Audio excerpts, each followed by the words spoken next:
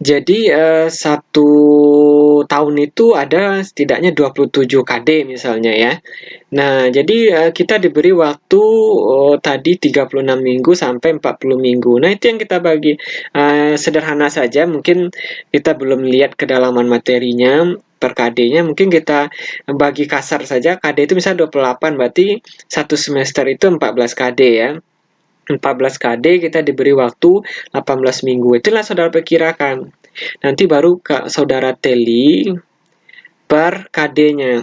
Mana KD yang agak dangkal, itu mungkin bisa 1 minggu ya, selesai. Mungkin sekalian dengan UH-nya, ulangan harian per KD-nya. Atau mungkin ada materi yang agak padat dalam butuh waktu 2 minggu. Nah, itu yang saudara sesuaikan. Tidak mesti 1 KD itu 1 minggu, enggak ya. Itu makanya saudara lakukan analisis nanti di KKG saudara masing-masing. Nah, kemudian ini sign ya, makanya saudara juga harus lihat ya. Ini ada misalnya Pak keluarkan ini materinya apa ya. Misalnya KD 31 ini kelas 7 ya, semester 1 ini tidak jelas fisika biologinya. Ada fisika, ada biologi ya. Ini ada fisika, juga ada biologinya ya. Ini pengukuran ya, itu besaran, kemudian pengamatan. Nah, perlu juga saudara ingat, nanti saudara mengajarnya tidak boleh suka-suka ya. Maksudnya, saudara fisika nih, saudara pilih aja yang fisikanya dulu, tidak bisa. Ya, atau saudara backgroundnya biologi, saudara ajarkan saja biologi dulu, tidak bisa ya. Kenapa? Ini KD ini sudah disusun berdasarkan hierarki ya, ada tingkatannya, tidak boleh lompat-lompat. Jadi walaupun saudara backgroundnya fisika, saudara mesti ngajar dulu 3.1, 3.2 ya. Dan ini nasional, tetap saudara nggak boleh salah ya, nggak boleh suka-suka aja nih 3.3 itu. Nah, ini sudah identitas. 3.2 itu pasti saudara sudah memahami. Untuk SMP kelas 7 itu adalah ciri makhluk hidup. Nah, untuk mengajarkan ciri makhluk hidup, saudara sudah harus mengajarkan dulu pengukuran dan pengamatan. Jadi nggak boleh terbalik ya. Nah, jadi seperti itu. Jadi kalau KD 32 ini banyak biologinya ya. Nah, kemudian KT 3.3 ini ini bisa fisika biologi, klasifikasi zat ya. Kemudian ada fisikanya, juga ada biologinya. Nah, jadi sebenarnya sedikit Pak sampaikan terkhusus untuk saudara nih ya. Sebenarnya kampus kita, jurusan kita sudah memfasilitasi itu. Dari informasi yang Pak dapat, kalian tidak perlu cemas ya. Karena apa? Kita sudah jurusan sudah berupaya untuk membekali mahasiswa tadris IPA Fisika dengan pengetahuan IPA ya. Salah satunya nanti kalian akan mendapatkan mata kuliah pembelajaran IPA terpadu ya, sains. Kemudian kalian saudara juga sudah mendapatkan mata kuliah biologi, kemudian mendapatkan mata kuliah kimia. Nah, itu membantu saudara nanti untuk mengajar di SMP. Makanya sekarang perguruan tinggi itu berlomba membuat prodi IPA, jadi khusus pendidikan IPA ya. Jadi lulusannya nanti khusus mengajar untuk tingkat SMP. Tapi tidak tertutup mungkin bagi saudara, saudara juga bisa mengajar pada tingkat SMP, karena dari struktur kurikulum kita di Tadris IPA Fisika sudah ada demikian ya, ada pendidikan pembelajaran IPA terpadu. Saudara juga dapat mata kuliah kelingkungan, kemudian ada biologi, ada kimia, ada matematika juga. Jadi insya Allah saudara juga sudah siap untuk mengajar sains di sekolah dasar ya, menengah dan dasar SMP ya. Kemudian ini bisa dikelompokkan terus sampai ke bawah.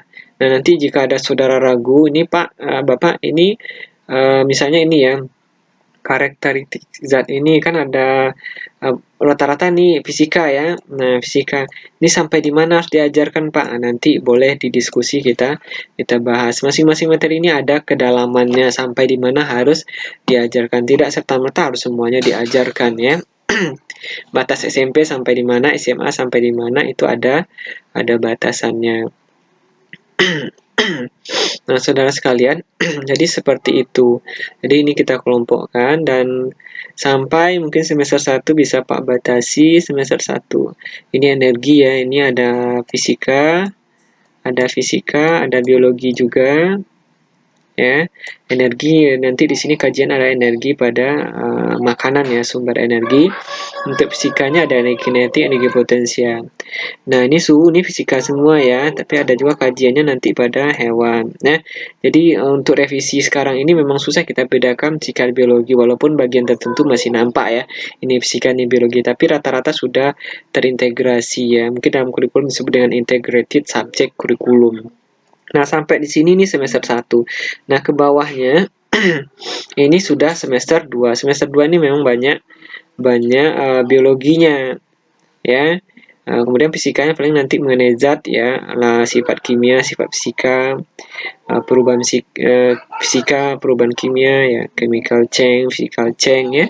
Kemudian ada asam basa, kimia itu. Kemudian ada tata unsur ya. Kemudian biologi selebihnya ada sistem struktur organisasi kehidupan mulai dari sel ya sampai terakhir nanti ada pencemaran ya, pencemaran lingkungan, di mana materi pencemaran lingkungan ini ini ada fisika, ada biologi ya. Pencemaran mungkin banyak ke biologi, tapi juga banyak fisikanya. Pemanasan global, zat-zatnya ya.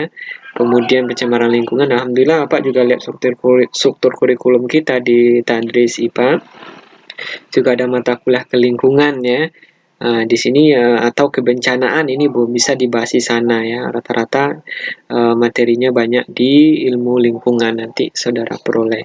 Nah, begitu seterusnya sampai IPA kelas 8, kelas 9. Nah, untuk SMA juga nanti bisa saudara lihat bandingkan dengan pemaparan yang Pak sampaikan ini. Atau dalam diskusi nanti juga boleh kita bahas bersama. Baik, saudara sekalian, jadi seperti itu ya. Jadi di SMP itu khusus untuk sains itu terpadu ya. Sama juga dengan IPS, jadi tidak ada lagi sejarah, geografi, ya, sosiologi. Nah, itu tergabung dalam mata pelajaran IPS ya, terintegrasi. Baik, saudara sekalian, jadi itu penyampaian Bapak hantaran videonya. Sudah ini mari kita berdiskusi seperti biasa, mohon koordinator atau pemoderator memandunya. Kemudian kita tuntaskan pertanyaan demi pertanyaan. Jadi satu pertanyaan kita tuntaskan dulu, lengkap dengan tanggapan yang lain. Kalau sudah oke, baru kita lanjut ke pertanyaan berikutnya sampai waktu perkuliahan kita habis. Baik saudara sekalian, sekali lagi pahami terlebih dahulu video ini, kemudian baru kita berdiskusi. Oke, itu saja. Selamat berdiskusi. Assalamualaikum warahmatullahi wabarakatuh.